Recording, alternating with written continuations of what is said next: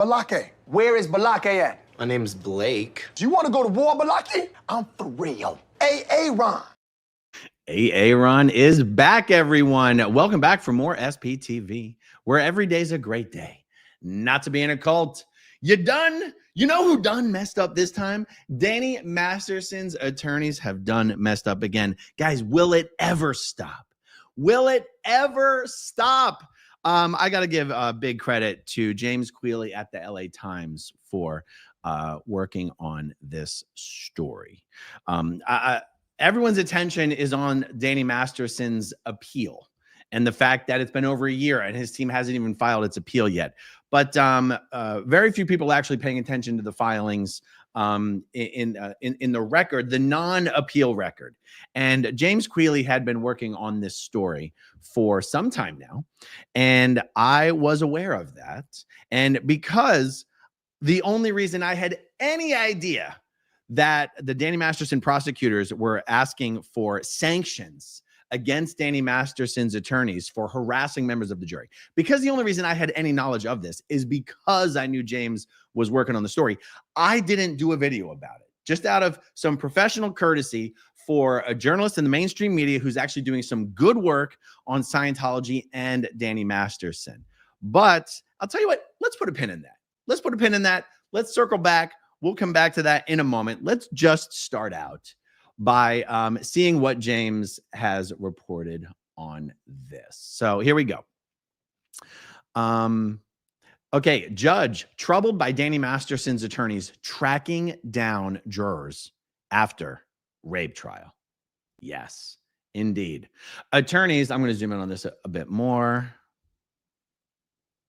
Attorneys working for Danny Masterson contacted jurors from the actor's rape trial, despite a judge's order meant to limit publicly available information about their identities, drawing alarm from the jurors and Masterson's victims, court records show. I actually just want to say, because I'm not sure how many people were aware of this. I myself was not aware of this when I attended Danny Masterson's second trial. The prosecutors and the defense team do not actually know the identities of the jurors. And, you know, one thing I just want to say right from the beginning here, there is zero question that Scientology, this was even discussed back at the time that the trial was happening. Scientology has its investigators, its private investigators and their goons follow the jurors back to their cars, run the plates, do background checks on everyone associated with the address associated, you know, everyone associated with the car registration, the address of whoever's the car is registered to. Scientology does its deep dives. Scientology is already doing its deep dives into the backgrounds of everyone connected to this thing. Because remember, guys, even though Danny Masterson's rape trial, even for that case, Scientology wasn't on trial. The fact is, Scientology, David Miscavige and Danny Masterson are co-defendants in the lawsuit that was brought by a number of Danny Masterson's victims and some related family members for the stalking, harassment, intimidation, and fair game that victims have been subjected to since coming forward a number of years ago. So literally, Danny Masterson, David Miscavige, and Scientology are co-defendants in the civil suit, which is why it happened to come up during the criminal trial that Danny Masterson's criminal defense team was illegally sharing information with Danny Masterson and Scientology's civil defense team. And the judge ripped them all new ones for that back then. But that's why in this Danny Masterson criminal trial, you already have Scientology doing the dirty work that normally Danny Masterson's civil defense team might have to hire PIs to do. So just keep that in mind. Okay, so attorneys working for Danny Masterson contacted jurors from Danny Masterson's rape trial, despite a judge's order meant to limit publicly available information about their identities, drawing alarm from the jurors and Danny Masterson's victims, court records show. In an order made public in September, LA County Superior Court Judge Charlene Almedo said she was troubled by the conduct of Danny Masterson's attorneys, who on multiple occasions contacted jurors at their homes and businesses to interview them as part of Danny Masterson's effort to appeal his 2023 conviction.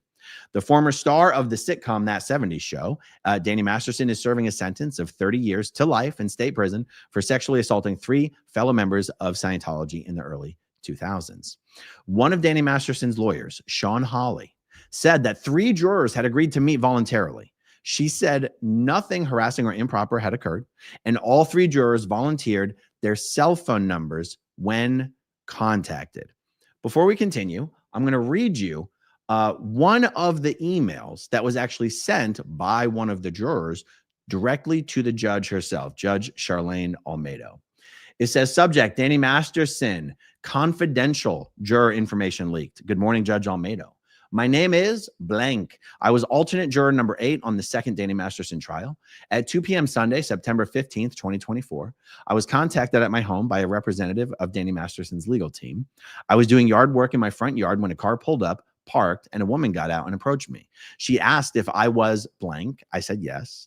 She said she is a member of Danny Masterson's habeas team and wanted to ask me some questions about incidents regarding parking and in the hallway in front of the courtroom that resulted in the jury being sequestered. I declined to speak with her and asked her how she got my name.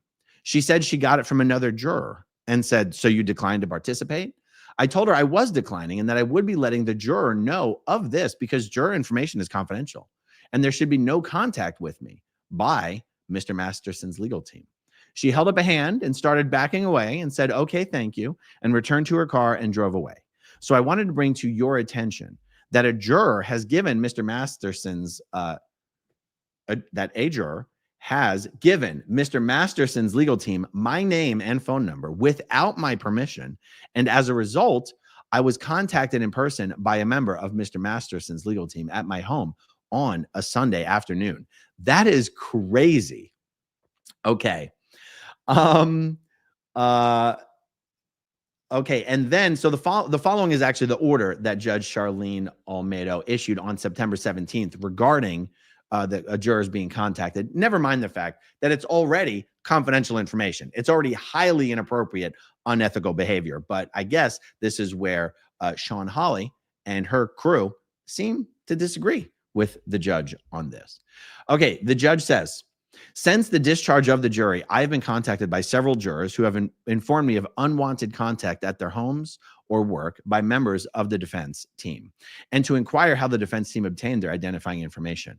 A review of the jurors' complaints received by this court indicate that some of the jurors may have felt pressured by the defense team, that the jurors were not first advised that they had the absolute right not to discuss the case if they did not want to do so, and that the jurors did not want to be contacted by defense team and were troubled that they were approached at their homes. If true, such contact by the defense team may violate the Code of Civil Procedure, Section 206. It's interesting because if Shawn Holley wants to represent that it was all purely consensual, Your Honor, nothing untoward has occurred, why wouldn't you try to contact someone by phone, ask them if they're willing to have the conversation, and then proceed from there? It seems that dropping in on someone at their residence, the address of which you should not have, dropping in on them unannounced, indicates it wasn't just purely, hey, we just wanted to know. Like, it does, to me, sound like there's some slight intimidation going on there. That's how I take it. And here's a quote from the request from the prosecutors regarding sanctions. And I'm reading these separately from the article because these quotes are not in the article. It says, the people respectfully request that this court issue an order to show cause and conduct a full hearing pursuant to CCP Section 206 to consider the imposition of sanctions, if appropriate, for any unwanted, harassing, or otherwise improper conduct by members of the defense team who have reportedly been contacting trial jurors and alternate jurors subsequent to the return of the verdict on this case on May 31st, 2023. Absolutely incredible. Okay, let's get back to the actual article itself. Okay, so Shawn Holley said nothing harassing or improper had occurred, but the judge said that she'd received multiple complaints from jurors who felt pressured by the defense team and said they were not first advised that they had the absolute right to not discuss the case if they did not want to do so. The judge wrote that she was troubled that they were approached at their homes. Court filings show that some jurors emailed the judge earlier this year saying they were concerned and believed Danny Masterson's lawyers weren't supposed to know where they lived or worked. Last week, prosecutors asked the judge to hold a hearing to consider sanctioning Danny Masterson's attorneys. It would mark the second round of disciplinary hearings against members of Danny Masterson's legal team in 2 years. The motion named Shawn Holley, her co-counsel Philip Cohen, and 2 other attorneys working for Danny Masterson named Clifford Gardner and Eric Mulfop. One juror's email attached to the judge's ruling said that a woman who identified herself as a member of Mr. Masterson's habeas team appeared on their lawn on September 15th. The foreperson of the jury that convicted Masterson said that Shawn Holley, one of the actor's attorneys, called them at their job last year, 2 months after they returned a guilty verdict, according to an email submitted to the court. The judge wrote that several jurors had been the subject of unwanted contact at their homes or work by members of the defense team, and they had asked her to inquire how the defense team obtained their identifying information. In her September order, the judge forbade the attorneys from directly contacting the jurors. Shawn Holley said that she'd done nothing wrong and is no longer directly involved in Danny Masterson's case. Gardner and Cohen, who also said he is no longer engaged in the case, said they had not contacted any jurors. Mulfop confirmed one of his investigators approached a juror at their home on September 15th and comported herself in complete compliance with the California Code of Civil Procedure. He disputed the idea that jurors' identities were meant to be kept secret, arguing that Olmedo's ruling only hid the information contained in the forms that the jurors filled out relating to their jury service. Holy cow. I need you guys to let me know what you think about this. Let me know in the live chat. Let me know in the comment section on the replay. Is this being a little too cute for his own good? If the judge says the jury records, the jury identities, the jury forms are sealed, those forms are really the only way to identify the jurors. So he's basically saying, hold on. The judge said that we couldn't see the information in the forms. The judge didn't say that we couldn't use other unscrupulous means to find out who these people are, track them down, find out their phone numbers, find out their addresses, and approach them. I mean, come on, Your Honor, you're not being fair. We haven't violated your order. Now, here's the thing. Correct me if I'm wrong, guys, or give me your input on this. My understanding is, and from having been in the courtroom, there is absolutely no way to find out who any of these jurors are without following them and photographing them. And you would have to follow them from the courtroom outside of the building and photograph them on their way to lunch or on their way to their cars. The reason you have to follow them from the courtroom is because if you don't follow them from the courtroom, you have no idea that they're one of the jurors. The courthouse is absolutely full of people wearing juror badges because there's a ton of courtrooms and there's multiple trials going on in each courtroom on each day. Okay, so in order to know that that is the juror for the Danny Masterson trial, and you can't take photographs. You can't take photographs on the floor where Judge Olmedo's courtroom is. So you have to follow them out. You have to follow them outside, and then you have to photograph them. And then, okay, and that's if you're going to use the photo to run some sort of a face recognition software and find out who they are. Okay, that's if that's all you're going to do. Because I think what you really need to do is follow them to their car. So for the attorneys, for the defense attorneys and their private investigators and their agents to be like, whoa, you said that we couldn't see the forms, but you didn't say that we couldn't follow them and stalk them and harass them, Your Honor. Come on, be fair. I don't know, guys. I don't think Judge Charlene Olmedo is going to fall for any of this or put up with any of this nonsense and shenanigans. Okay. Under the State Code of Civil Procedure, defendants and their legal teams have the right to discuss a verdict with a juror, provided the juror consents to the conversation and the discussion happens at a reasonable time and place, which is exactly why after the verdict of both the first trial and the second trial, the jurors are informed that members of either the prosecution or the defense team would like an opportunity to speak with them if possible, and who would be willing to stay behind and have a meeting or a conversation or a discussion with the attorneys. So yes, it's okay to do that. But in that scenario, the defense team still doesn't know the identities of the jurors. Seems like that's a pretty important assumption in all of this, that the identities are confidential. And that being said, the jurors themselves are allowed to come forward if they want. They're allowed to speak if they want. They're allowed to talk to the press. They're allowed to talk to the media. It doesn't mean the defense attorneys are allowed to track these people down and stalk them. Okay, Mulfop said his investigators simply located the juror through a routine search. Yeah, but how did you know who you were looking for? And contacted them prior to the terms of Olmedo's order taking effect on September 17th. In short, up until September 17th, it was fine for the defense representatives to contact jurors directly, subject to requirements of reasonable time and place. Broad daylight is eminently reasonable. Shawn Holley said she's spoken with 3 jurors, including the foreperson, since trial. Quote, I made it clear to all 3 jurors with whom I spoke and ultimately met that they were under no obligation to speak with me or to meet with me, and they all were more than willing to do so. I met all 3 of them separately at times and places which were convenient for them, and I was cordial and respectful of their time and boundaries, Holley said in an email to The Times. I'm going to take a quick time out just to point out the fact that Shawn Holley responded to the LA Times in writing is evidence, this is going to be relevant later, that Shawn Holley knew full well that this article was being written. She knew how long James Queally had been working on the article, and she knew the publishing deadline, since usually a journalist will say, please reach out and comment before our deadline of X, Y, and Z. Just put a pin in that. We're going to circle back. Okay. Shawn Holley says, I feel confident that none of the 3 jurors with whom I spoke and met reported our interaction to Judge Olmedo as harassing or improper. Shawn Holley said she was able to figure out where some of the jurors worked based on information they provided in open court during jury selection.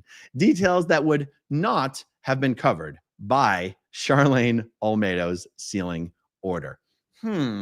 Okay. If someone says, I work in administration at the University of Southern California, just to pull it out of the hat.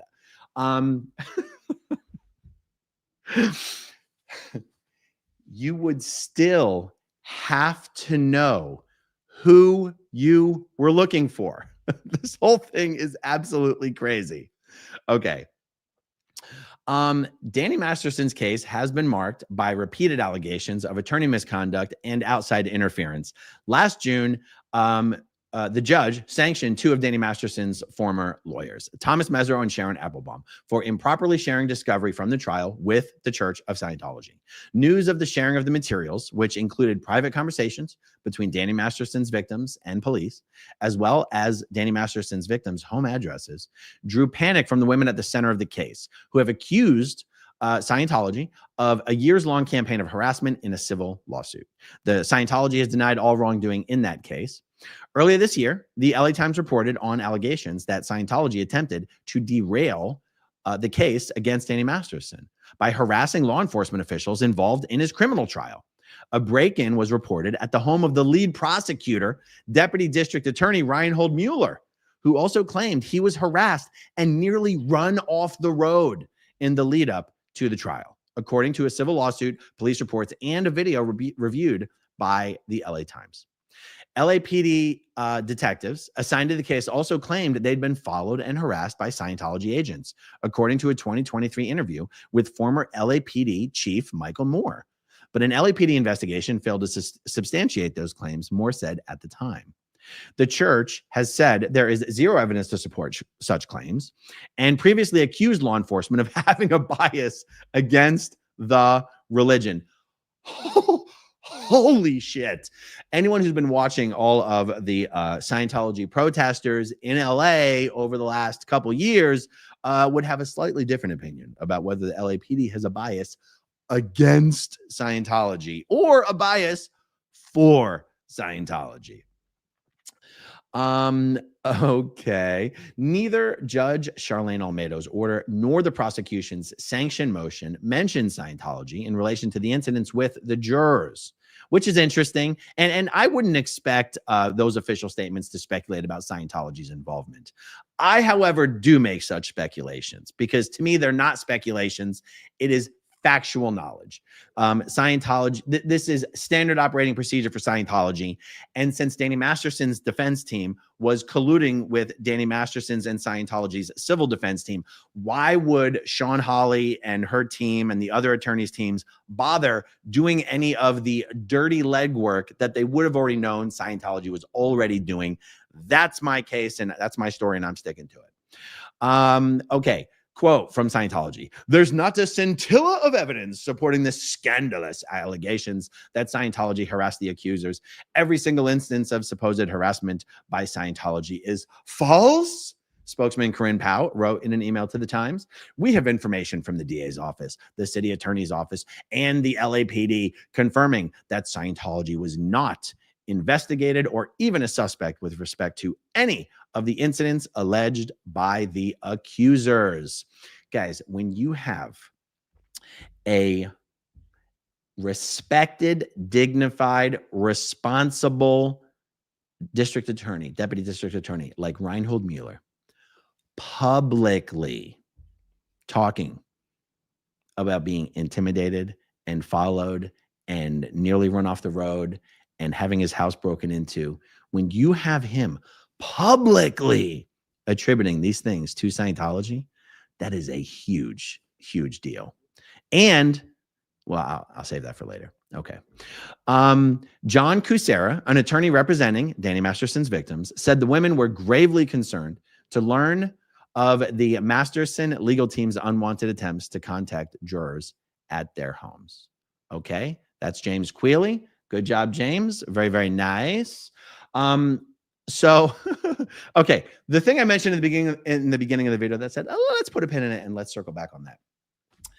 It's always slightly frustrating sometimes to see the mainstream media not pay as much attention to various Scientology affairs and not as much attention to the Danny Masterson stuff as, we in the former Scientology space pay to it. But every now and then when the mainstream media is doing good work, I think it is important to support them and not try to undercut them, which is why when I found out James was working on this story, yeah, I could have run into the case files. I could have pulled up the motions. I could have pulled up the emails. I could have done a video about it. But why would I undercut someone else who was already working on it and who was the only reason I even knew this information existed? And so I didn't.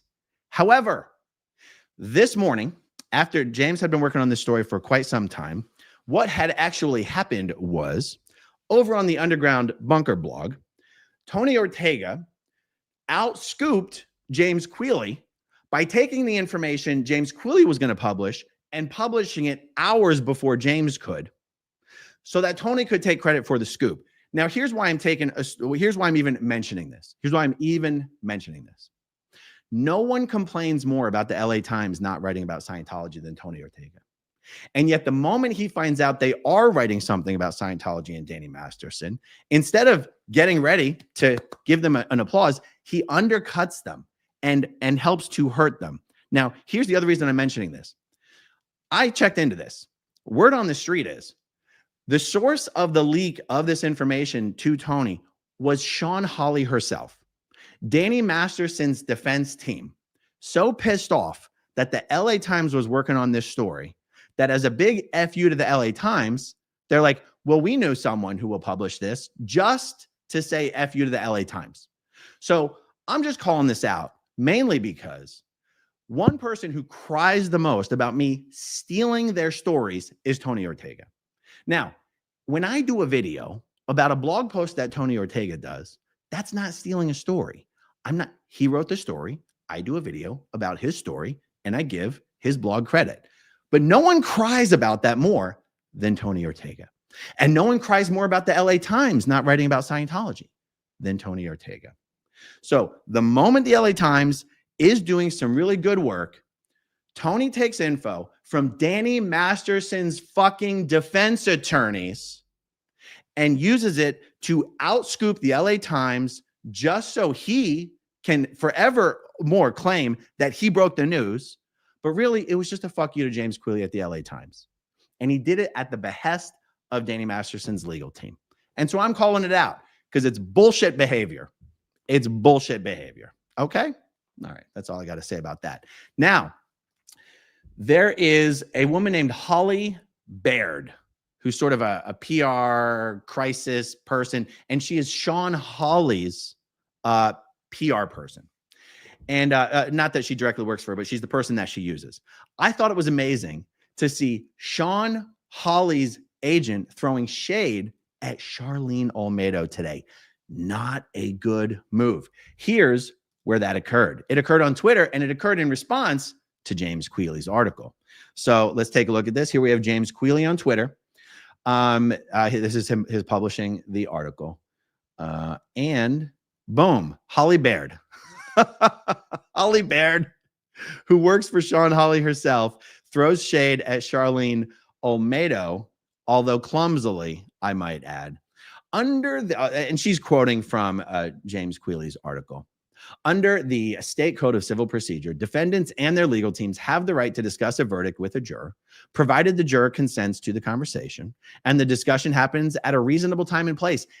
It sounds like Olmedo wants to Olmedo some more. Now, that was very clumsy. Some people might not even get the reference. James Queally actually had to correct her on her attempted insult, which he very much did.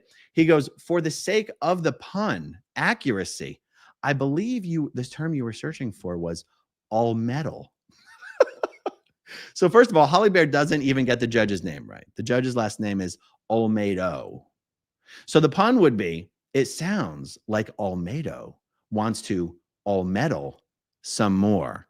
I got to tell you, Shawn Holley's people accusing the judge of meddling in the Danny Masterson case and the Danny Masterson appeal, not a great look, Shawn Holley, especially since it looks like the judge is about to entertain an argument asking for sanctions against you.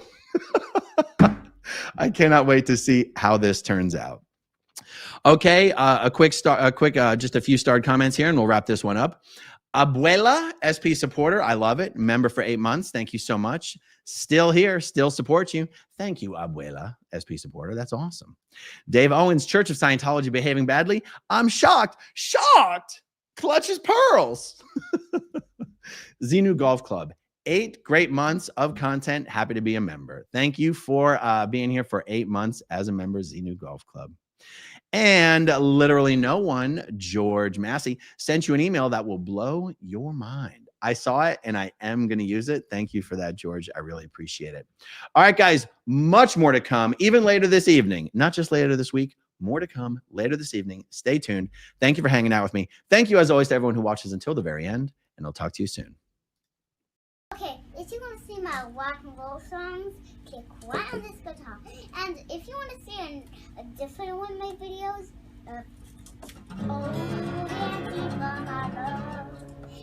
then you could click right inside here. If you have subscribed or not,